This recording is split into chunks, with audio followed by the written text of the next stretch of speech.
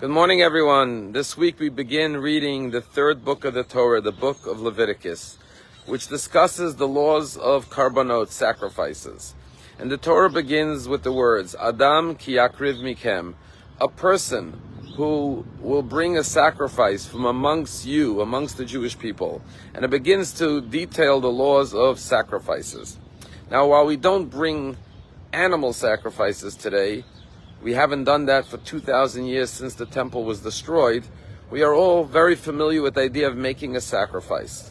Life on a daily basis is filled with sacrifices that we make for our loved ones, for our family, for our friends, for the Jewish people, and for God. And without sacrifices, our lives will not take on true meaning, because the measure of a person is not from what they receive, but from what they give and what they do on behalf of others. So the question is twofold. Why does it say Adam? Adam means a man, but usually the word for a person is Ish. And the second question is, it's obviously that it's a person from amongst the Jewish nation.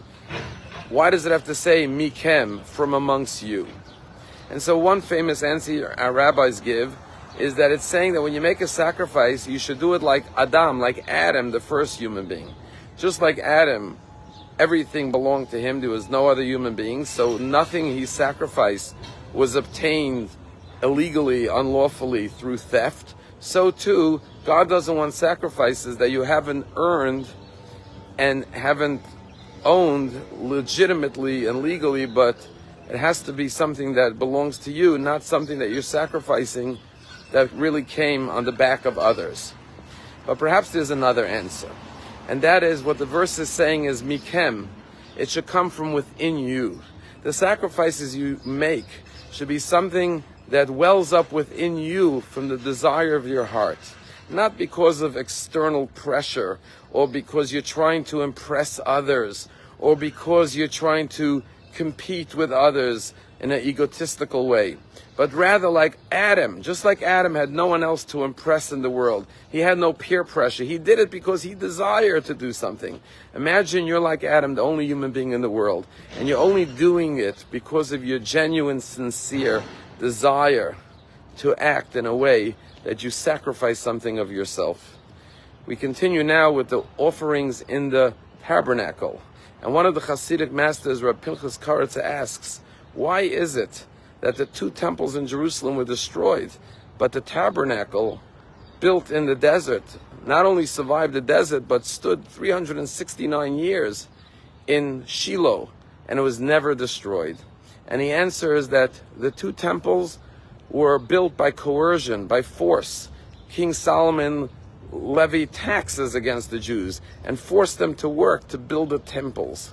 But the tabernacle, time and again, the Torah says, all the gifts, all the work had to be done voluntarily, had to come from the depths of their heart. Kol nediv leiv, anyone who is genuinely, sincerely motivated from their heart to contribute and to build the tabernacle. And Rabbi Pinchas Karitza says that anything that is done by coercion, by force, is not enduring. But when you give from your heart with genuine love for Hashem, for others, that is everlasting and enduring, like the tabernacle. And so the opening words of the laws of sacrifices is, we should always make sacrifices in life, but make sure you're doing it for the right reason, that it's coming from you.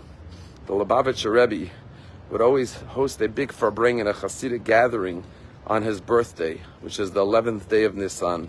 And people would often bring him gifts. And one time an artist painted a beautiful portrait of the Rebbe and presented the Rebbe with this beautiful portrait of him on his birthday.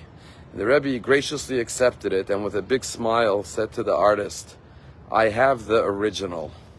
Let us always remember, we are all originals. Let us remain originals.